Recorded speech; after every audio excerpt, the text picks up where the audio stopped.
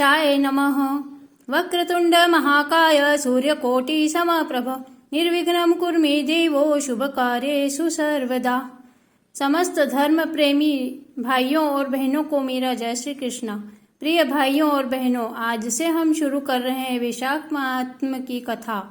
इस कथा को आप नित्य नियम से सुनिए और इसे अधिक से अधिक अपने दोस्तों और रिश्तेदारों में शेयर कीजिए, जिससे वे भी इसे सुनकर पुण्य लाभ उठा सकें। किसी कारणवश अगर आप किसी दिन यह कथा नहीं सुन पाए तो उसे दूसरे दिन आप सुन सकते हैं। कथा शुरू करने से पहले मेरी एक छोटी सी रिक्वेस्ट है कि अगर आपने मेरे चैनल को अभी तक सब्सक्राइब नहीं किया है तो कृपया करके इसे सब्सक्राइब कर लीजिए। तो चलिए शुरू करते हैं वैशाख महात्म्य का प्रथम अध्याय। शांताकारं भुजगशयनं पद्मनाभं सुरेशं विश्वाधारं गगनसदृशं मेघवर्णं शुभांगं लक्ष्मीकान्तं कमलनयनं योगभिर्ध्यानगम्यं वंदे विष्णु भवभयहरं सर्वलोकैकनाथं। बोलिए विष्णु भगवान की जय। वैशाख महात्म्य प्रथम अध्याय। समस्त संसार के मनुष्यों में उत्तम भगवान नर नारायण तथा देवी सरस्वती जी और श्री व्यास जी को नमस्कार करके वैशाख के महात्म्य का भाषा अनुवाद कर रही हूँ। श्री सूत जी कहने लगे कि ब्रह्मा के पुत्र श्री नारद जी से राजा अम्बरीश ने पूछा कि ब्राह्मण, आपने और तो सब मासों के महात्म्य सुनाए, परंतु मैंने सुना है कि वैशाख मास सब मासों में उत्तम है। सो कृपा करके आप वैशाख मास का महात्म्य विस्तार पूर्वक मुझे सुनाइए। यह मास भगवान को क्यों अधिक प्यारा है? इस मास में क्या क्या दान करना चाहिए जिससे श्री भगवान नारायण प्रसन्न हो, और उसका हमें क्या क्या फल मिलता है? इस मास में कौन से कर्म करने चाहिए और उनको करने से कौन से देवता प्रसन्न होते हैं? भगवान विष्णु को कौन से कार्य व कौन से दान प्रिय हैं, और उसके फल व उद्देश्य की कृपा करके विस्तार पूर्वक जानकारी दीजिए। हे नारद, भगवान का पूजन हमें कैसे करना चाहिए और उन्हें किन किन वस्तुओं को अर्पण करना चाहिए जिससे भगवान की कृपा हमें मिले और वह प्रसन्न हो जाएं। श्री नारद जी बोले, हे राजन, सब मासों का वृत्तांत भगवान ने लक्ष्मी से कहा था और मुझसे ब्रह्मा जी ने सुनाया था। सब मासों में उत्तम कार्तिक, माघ और वैशाख मास सबके लिए माता की तरह रक्षक हैं। सभी की ये मास रक्षा करते हैं तथा इन मासों में व्रत, दान, यज्ञ और तप का सार है।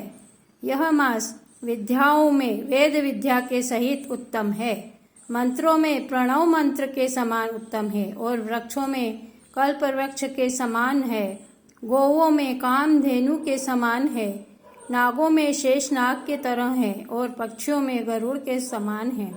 देवों में श्री विष्णु भगवान के तरह पूजनीय है, वर्णों में ब्राह्मण की तरह है, प्रिय वस्तुओं में प्राण और मित्रों में भार्या की तरह है, नदियों में गंगा नदी के समान पवित्र है, तेजस्वियों में सूर्य के समान तेजमान है और शास्त्रों में चक्र और धातुओं में स्वर्ण के समान है, वैष्णवों में शिव और रत्नों में कौस्तुभ मणि के समान है। भगवान की भक्ति के लिए ये मास सबसे उत्तम है। मेष राशि की संक्रांति अर्थात वैशाख मास में जो सूर्योदय से पहले उठकर स्नान करते हैं उन पर भगवान लक्ष्मी सहित सदा प्रसन्न रहते हैं।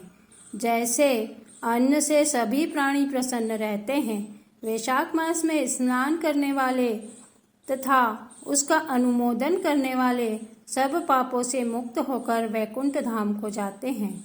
इस मास में सूर्योदय से पहले जो एक बार भी स्नान करके या स्नान के निमित्त एक पग भी चलता है उसको कई एक अश्वमेघ यज्ञों का फल मिलता है, या धनुष भर भी चलता है या संकल्प मात्र भी करता है, वह संसार के सब बंधनों से छूट जाता है। वैशाख मास में नगर से बाहर थोड़े से जल में भी स्नान करने से यम आज्ञा से उसके पापों का फल नष्ट हो जाता है। विष्णु भगवान की आज्ञा से वैशाख मास में सूर्योदय से 6 घड़ी तक सभी तीर्थों के अधिष्ठाता देवता जल के बाहर मनुष्यों के हित के लिए, मनुष्यों के उद्धार के लिए ठहरते हैं।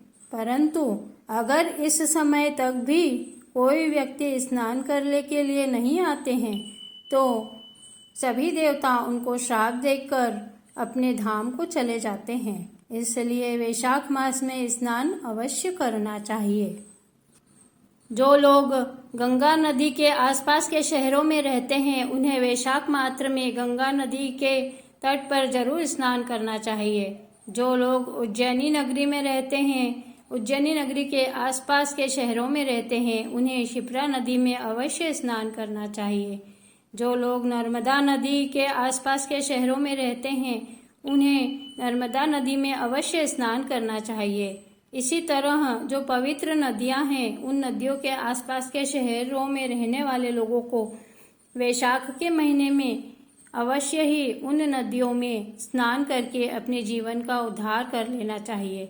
जो लोग नदियों में स्नान करने नहीं जा सकते हैं वो लोग अपने घरों में गंगा जल तो रखते ही हैं, तो अपने नहाने के जल में गंगा जल डालकर उससे पवित्र स्नान करके अपनी काया का शुद्धिकरण कर लें। इस तरह वैशाख मास महात्म्य का पहला अध्याय समाप्त हुआ। बोलिए विष्णु भगवान की जय।